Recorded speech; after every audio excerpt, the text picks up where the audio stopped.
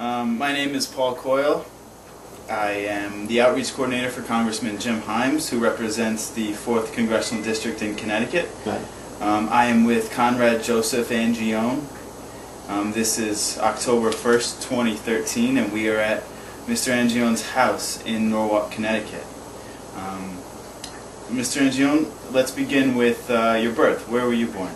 I was born in New York City, which is Manhattan, 113th Street, which was a very ethnic and very poor neighborhood. Poor neighborhood. Then I moved. You want to go from there? Sure. Okay. Then I moved to a couple of streets up, 105th or 106th, and we got an apartment because all we had was a cold, flat apartment. So no water. No, there was water, but no toilet. No toilet in the apartment. No toilet in the hallway. What year were you born? What date were you born? 11/23/25, 1925. 1925. And did you have older siblings? I have a brother. Yes, okay. I had a brother. He's passed away. Okay. Yeah, he's in the Air Force veteran. Okay. He was in the 5th Air Force. And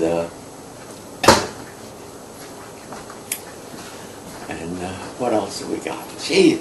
So, what did your parents do when you were a child? Well, both my parents were born here. My mother started out.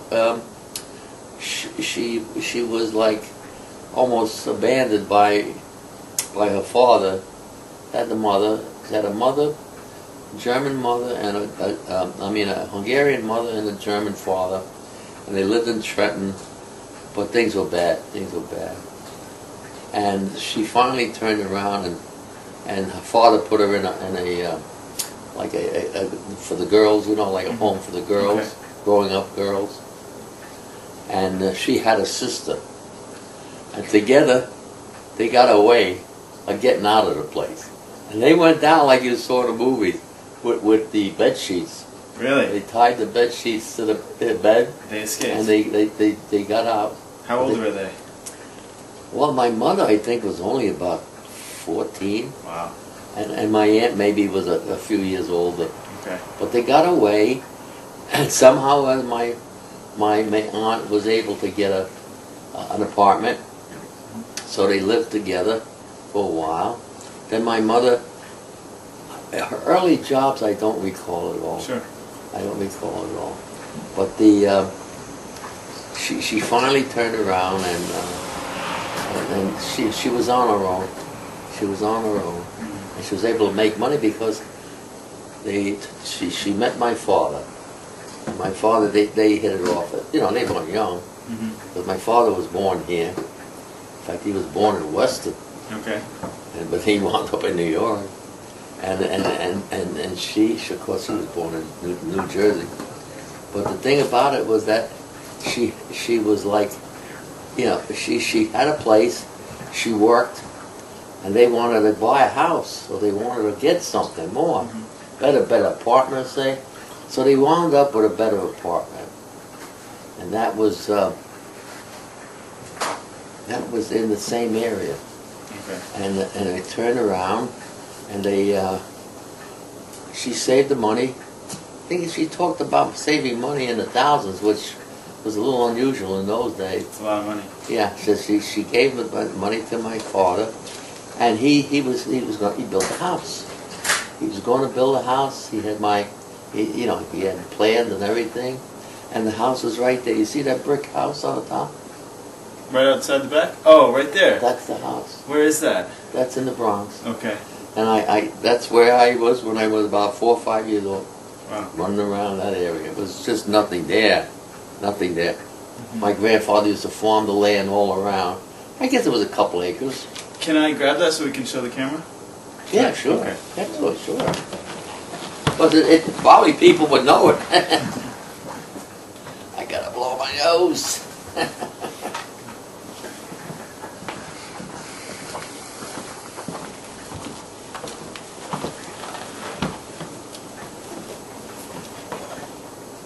Yeah, it was a big house. 17 rooms in that house.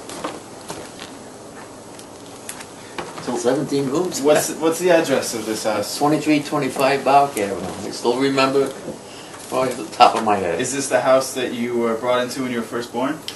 No, we had an apartment. We had an apartment downtown, not way downtown, but we had an apartment in Manhattan yet. A little better than most.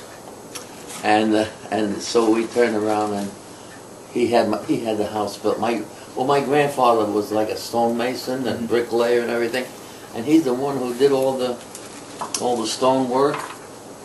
Now you see, there's another house next door to it. Yes. Yeah. Now this one here, he put the foundation in and the wall, and then he built the house. He built everything. He was just a builder. You know, you give him a pick and shovel and a saw, and he cut down a tree. He wasn't fooling around. He cut down a tree to make timber. You know? Yeah. It was really something, really something. He was very good at that. So we had that house, and then I grew up. I was there from, say, 5 years old to about,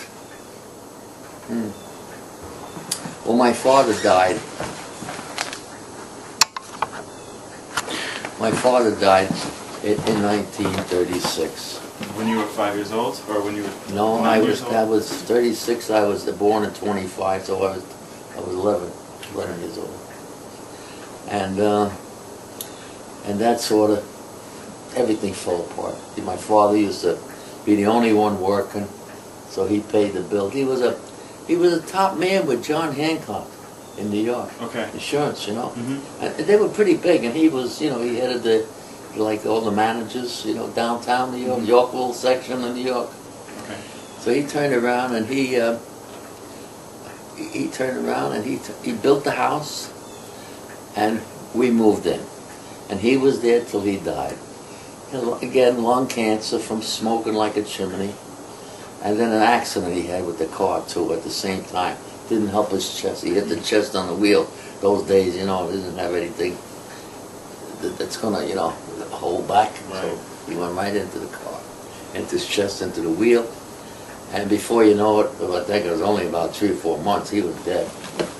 Wow. Am I following that thing up? You're rolling away a little bit, but I'll follow you. Okay, so Anyway, that's when you were 11 years old. yeah. So what happened then? We had a mortgage, and we couldn't pay the mortgage anymore. So it was, at the time, it was called a company in the United States called the Homeowners Loan Corporation. It was a forerunner, I guess, the FHA, you know. Okay. And they came and they said, "You got to get out." Told my mother. It's just my mother, my brother, and myself. Now I had a lot of relatives, but they didn't do a damn thing. They didn't do anything. They didn't go to work. They could have, you know. It only cost $96 a month. And how many people? There were 6 or 8 people there. It would be like making, you know, piddlings a week to pay $96. You know. 6 to 8 of your relatives were living in the house? What's that? Your relatives were living there also? At the time, yeah. Yeah. I think I had 3 uncles and 2 aunts. Wow. And I think I had a sister. I had an aunt-in-law. One of my uncles was married, had his wife there. Yeah, and then my grandmother, my grandfather, they were there too. Wow, it's a big family. It was a big family, but that's the way they were. That's the way they were. And the house that I showed you on the side that my grandfather built, that was supposed to be my mother's house. But my uncle who was a lawyer, he sort of, you know, said, well, where's the rest of his family going to live?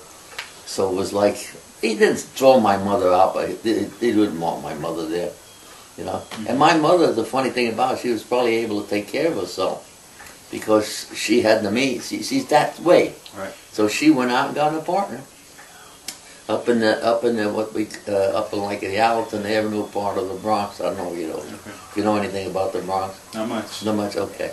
Well, it's a big, you know, the apartment house, the 5-story apartment houses, no elevators. We lived on the top floor. That's the cheapest. Right. And we were there, and we stayed there. And that's where I stayed. I went to school, high school, and then from there is where I went into the service. Okay. Then when I came out of the service. Let's talk about the service. What's that? Let's talk about the service. How did you get involved? How did you? Well, I saw that ad in the paper about hiring, you know, of what they wanted, 300 people with the 17 years old with that you had your graduate from high school. From high school, had your graduate from high school, and it would turn around and you went down. I went down, right? Do you remember the newspaper? Which one? What paper? It was the Daily News. The news is still there. But see, I worked at a newsstand. Okay. And I used to get we used to call it something called the pink sheet. The Daily News was pink, and it had the you know, it had the ads in, and it was a regular paper, and there was this ad for the Coast Guard. So I asked my mother, "Ma, you think I could go?" I said, you know, because I wanted to go to radio school. Why I picked that, I'll never know. So she says, "Well, yeah, if it does, it's not going to cost anything." Okay. So I think the only thing I had, I didn't have any. I didn't have nothing with me. No baptismal, no birth, nothing. I didn't know what you needed. So I go all the way down to, I think it was Wall Street, where the Coast Guard had, State Street in New York. And that's where they had their headquarters, 3rd Naval District headquarters. So I went in there, I'll never forget, there was a few guys there. And I walked in, and the guy says, "Well, where's your, it's just, you know, date of birth, whatever." I don't have one. He said, "You got a baptismal?" And I know I had baptismal, and I know I had one home because I saw it. I said, I probably have it home, but I don't have it with me. He says, "You ain't going anywhere unless we get some, you know, you have to know." Because I had a letter from my mother authorizing me, but that isn't enough. That's funny. So anyway, I went home, right? Went home from there, took a nickel ride, that's all it cost was $5. Took a nickel ride to the Bronx, looked around, found it, came back, right? Went in. Now this must have been an hour and a half, 45 minutes later. Same day. This is what, 1943?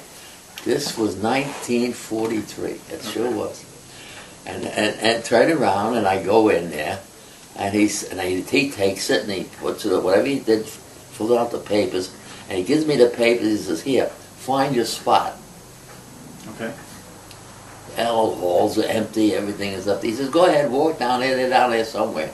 So I finally go into a big room. There's a big room. And I gave him the papers, and everybody took their physicals already.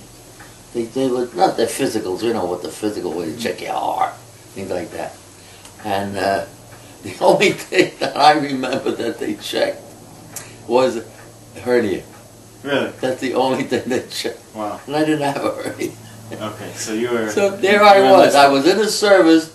Nothing was done to check me out. Because they weren't in a rush. They wanted to just get you in there. Right. Once they get you in there, that's it.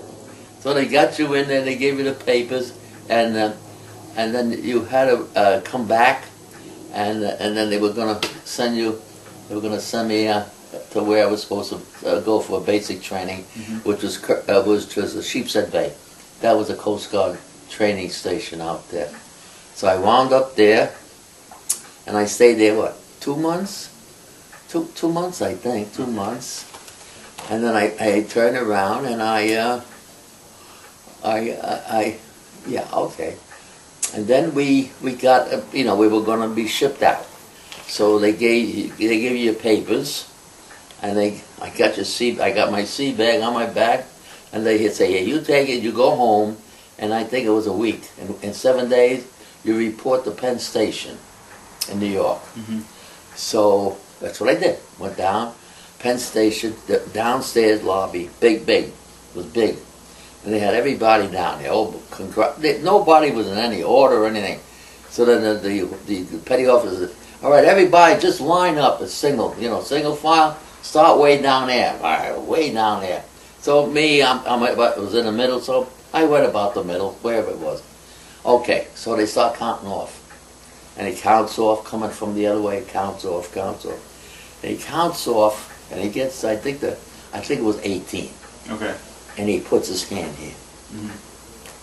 Those 18 They went to Argentia, Newfoundland. Wow. The icebreakers up there. And with me, he says, yeah, I think it was only 14 of us went the other way. I said, where we going? He says, the guy, when you're on a truck, they'll tell you where you're going. They didn't even tell you where they were going? No. Completely random. You got selected. Yeah, they don't know who the hell it was until you had your orders and your seat bag, and that's you. That's you. So I did that. I got on the truck, and where did we wound up? We wound up in East Hampton. It was called the Georgia Lifeboat Station. Wow. It was there a while. And we got there, and that's where I stayed for 2 years. Wow. And believe me, I want to tell you something. I was a lucky guy, because they were taking some people out. And you know, I never volunteered for anything, and I just didn't say I don't want to go. I stayed there. If I had to go, I had to go wherever they want me. And I never did either one. Never say I want to stay, I want to go. That's not far from home. Huh? That's not far from home. No, and then we used to get Liberty every 2 days. We got 7 days off. Every 2 days? Yeah. Wow. And then my mother was all by herself. Okay. My brother was in England, so my mother was by herself. And you know, when everything works out, you figure there's gotta be a guy upstairs to say, this is the way it's gotta be. And I used to go home and see her every week. And it was, you know, she used to do my laundry. Of course. And it was just being with her. You know, she's all by herself, nobody. But she had a job, which was very important. So that's the way that went. And then finally the war was over. Everything was calmed down. Not calm, everything like, it wasn't over yet in Germany, but it was over, you know, most of the places it was over. So then they decided that they're going to turn around and they're going to get this ship that was in Baltimore, you know, in what I call the place. What was the name again? The place I gave you for in Sheepshead, not Sheepshead Bay. Well, you know, you remember, don't you? Jeez, I'm forgetting half the stuff. Story I told a long time. Well, anyway. What was your job while you were in East Hampton? What we did, now this, I left out something very important. What we did is patrol the beach. And we patrolled the beach by walking it. 4 miles one way, 4 miles back. And that used to go on 8 hours. Okay. You and one other person, or you? No, by yourself. Okay. Because we had people. Now as soon as I got in, somebody else went out. And we finally got a gun. We finally got a 32. But most of it was done with a clock. You know, we went to the end of the line and put the clock in with a key, and you hit the key and the lock, and it print the time on the clock, so they know that you were out there at that time. Come back, right? You punch in the clock again, and then it's the next guy's turn. So what do you patrol with? Flashlight? Nothing? Nothing. Whistle? Nothing like that. Yeah. Walk. And didn't even have no phone, nothing. Your uniform and yourself, and that's it. Well, it was like there was no dress uniform. Okay. It was like what we call the fatigues, you know, like a dungaree type thing. Okay. And we didn't even have the right shoes. We had our own shoes, and they were the regular, the good shoes that you wear like outdoors. They never bought us shoes. So what I did, I went to Fordham Road in the Bronx, which is a big shopping area, and I got myself a pair of like high boot shoes, but they were crap. But they were better than wearing those other ones, because you walk a little bit and its shoes are full of sand. Right. So it was quite a you know, when you think of the whole thing, they show, I've seen some stuff on TV where they show the guy on a horse. Right, they show the guy walking around a horse. He's supposed to be Coast Guard, and they showed him in a jeep, you know. And we never had things like that. We just walked. Yeah. We walked, and I never bumped it. We never bumped anybody. The person who had the thing with them was earlier, right before we came. And that's when the guy caught the guys on the beach, the saboteurs. But that was before I was there, before I got into it. So who did they catch on the beach? They had, I think, six Nazi saboteurs. Okay. They came in with different things that they were going to use, you know, like little bombs, little things like a pen that you would pull it out and it would flare up. Wow. They had this stuff and they buried it. You see, they thought they were going to come in East Hampton. They didn't come in East Hampton. They went to Amagansett, the next one down. Okay. But they still dug a hole. It was the sand was the same, and they buried it there. But meantime, there was a Coast Guard guy at Amagansett Station. He saw the action, and he came down. See, so he comes down to check it out, and and they're like looking at him, and he's looking at them. And they're going to kill him, you know. They figure this is it. They'll throw him in the water and they'll never find him. So anyway, he turns around. The guy's calm. He was just that type of guy, calm. And he turned around and they said, "Listen, we're some fishermen, and we have stuff here. We're just going to bury it and come back tomorrow and go fishing." Well, that wasn't true, but the guy said, "No, that's okay. You could do that." So what they do? They said, "Could you use some money?" So the guy says, "Well, he just agreed with them to the point where they were going to be suspicious of him." So he says, "Yeah, I could use some money." So they gave him some money. And what did they give him? He had $50 bills. They were gold bills. Wow. At the time, they had gold $50. Okay. You know, and that's what they used to. The bank had them, but then they were called in. See, they were called in. So he got the money, and he said he just started to just walk easy. But when he turned around, he couldn't see them. He said he made that dash for the station. They had phones there and everything, and he put all the calls in and everything. But they got away.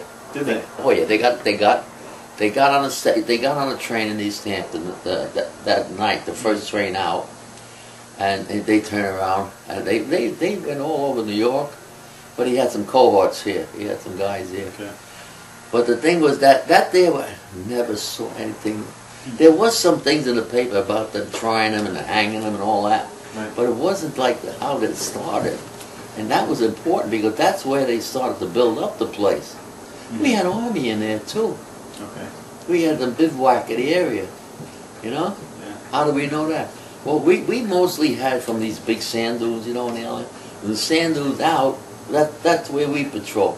And the sand dunes in was where the army was. Okay. So sometimes we used to go over the sand dunes, go to the army tent, right?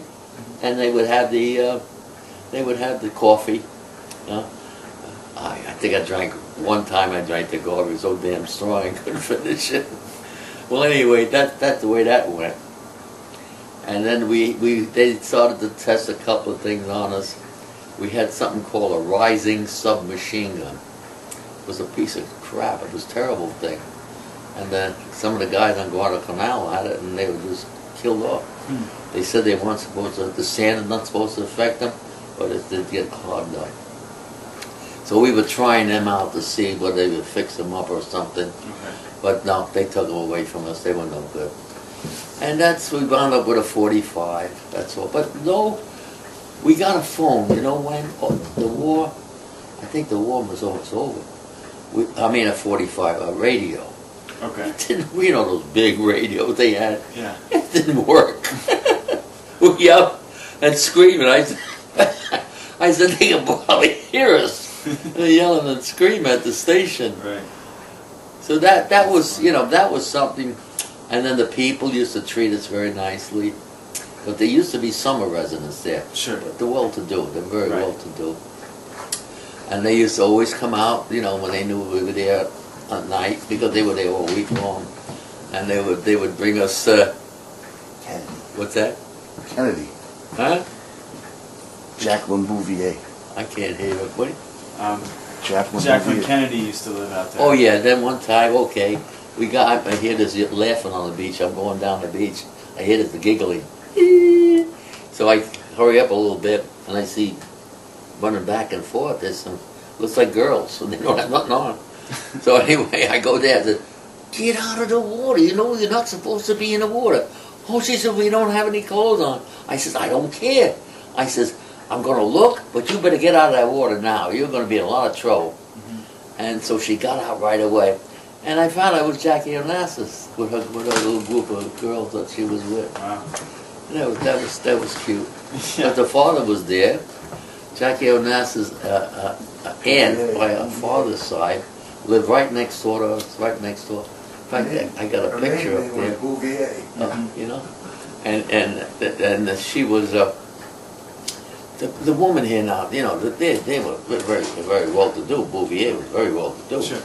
But the poor aunt looked like a poverty. She was so skinny, and she took care of her mother that lived in this house. It was a ramshackle house. Right, it was right up against the Coast Guard. Coast Guard had the hedges, like I got here. Yeah, their house was right there. Okay. But sometimes the guys used to go over for a few bucks and cut them down, you know. But then it got to be she wasn't taking money anymore. She wanted to trade, you know. I mean, we used to, you know, they used to, you know, have sex with her. Okay. Oh, God. So that pretty much ended my stay there. And then from there we went to Curtis Bay, Maryland. No, wait a minute. I went to the district in New York. I went to New York. Okay.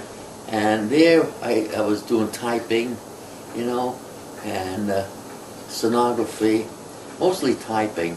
How long were you on East Hampton? I would say I was there at least 2 years. Okay. Then I went to New York. New York, we were at, I told you I was at the naval headquarters, and then they decided, well, we're going to ship you to Curtis Bay, Maryland. Okay. So I went to, are we still working? Oh yeah, we're still working. Yeah. Okay. I went to Curtis Bay, Maryland, and from there is when everything started to turn, you know. I was on a ship, and it was again a Navy ship. What's the name of the ship? The original one, it was Colquitt. It was called USS Colquitt. It's in there, USS Colquitt. And then you know, there was action going on. We had an icebreaker. I think one of the east winds. We had an east wind, west wind, south wind, north wind, and the Coast Guard. One of the winds. They brought it in. They were going to dismantle it and give it to the Russians. So they had a lot of stuff on there, right? They had butter, they had this, they had that, and they were going to throw it overboard. I said, wait, don't throw it overboard. We got guys working here. You know, we had a big crew. We had guys working night and day, just to do all welding. They re-welded every damn weld on that ship. Wow. On the Kukui, the one I did change over. And so I said, you know, I'm sure if you're going to throw it in the water, I'm sure they'll take it off. So I got cases of that, and I told the guys, you know, when they leave, I'll be up there. I was up on top near the cooler, and I took all the butter out. Oh man, I got rid of it all. I don't know how many bars of butter, about 4 or 5 cases. It was a lot of butter. Yeah. And they were grateful. They were very grateful. So that took care of that. And as for anything else that happened, well, we got christened the USS Kukui. And then we started to go down. We went down the Chesapeake, and we went into Norfolk. Okay. Went into Norfolk. I was always amazed how we got into Norfolk. There were all these ships afterwards. You see all these ships. How the hell did they get in the middle of all that? But boy, they got in the middle of it. You know, all these ships, there we are. So we got into Norfolk, and then we were all ready to go. But we had to get demagnetized. You know, your watches and everything, they had to come off, and then they went on the special kind of thing on the side to demagnetize them. So the ship went through there, then we pick it up on the other side, and that was when we started to go down the Chesapeake into the river, you know, into the rivers, and then I went to Guantanamo Bay, Cuba. Okay. So we went to Cuba. My first trip to Cuba, and the only trip to Cuba. And we went there, and we stayed overnight there. And all we did was drink beer. We just waited, you know, waited for the timing to go through the Panama Canal. Right. That was a great experience. Boy, was that experience. So I went through the canal, First we were on this side, and then we had Liberty on both sides, Okay. which was very unusual. We stayed on one side, and we went through the canal, and then we got on the other side, and it was again, we stayed Liberty on the other side, right? And then we got out, and we went north, along the Mexican coast. Mm-hmm. And we finally wound up in a small oil town, that Standard Oil home in Mexico. Okay. And the town called Salina Cruz. And the thing about that was that it was strictly oil town, but they you know, the oil company owned everything. Yes. You know, if you went into the town, you say, "What the heck are these people doing here?" What, they had jobs, Right. and you couldn't just leave like that. So anyway, and then there was a. If you stayed right in the middle, there's you see a paved street, beautiful paved street, sidewalks, trees planted. That's the church. Okay. That's the church behind that. It looked Yeah, beautiful. I'm sure. Really. But the you know, accommodate like eating. The only thing we had was tequila. Really? You know, you can't go wrong with tequila. I mean, that'll kill anything that's out there. And a Coke. And a Coke would cost you 5 cents. Okay. And you get the bottle of tequila. You can take a whole bottle. They don't care. That was free. Yeah, that was it. So I'll never forget, we had guys that figured, well, we better get a lot of, you know, get tequila, go on the ship. Mm-hmm. But this meantime, they were out of it. They were drunk. So they put in the bottles in there, you know, you know, you have that thing up there used to come up here, fold over, and they're putting the bottles in there. And now we're in a landing craft, small landing craft, and we got to climb a ladder. Right. So we go up, and as we're going up, if you were down below, you get a ball on your head. They lost almost all of it. I'm sure. But they had some guys who were smart enough to carry like a bag, Right. and they got some. They got some. That's funny. But then the thing about it too, when we got on there, that's when we got off. You know, we went. It was like a peninsula, so you went down and around, and we wound up in San Diego, San Diego Naval Base. I was there. Well, I did maybe a week, but I did nice because I went to Hollywood. Okay. I went to Hollywood and Vine, the old story with Hollywood and Vine. I went to see one of my favorite bands. They just started out. Was Gene Krupa, and he was playing at the Palladium out there. It's called. Right. It's a dance floor that goes around, Mm-hmm. and you know, that was really neat. And then after that, I saw The Outlaw, which was a movie they outlawed here. You couldn't see it on the East Coast. Wow. That was with Jane Russell. Why not? Well, she had her boobs bouncing. Okay. That was what's his name? What was it? The guy, the millionaire guy. He died. He built that plane, the big blue spruce, the big seaplane. I don't remember. Oh gosh, I can't. Some names I remember. Others I forget. Well, anyway, I saw it out there. I couldn't see it here. Okay. Couldn't see it here. And that's about all I saw. I didn't go anyplace else. Went to a couple of restaurants. And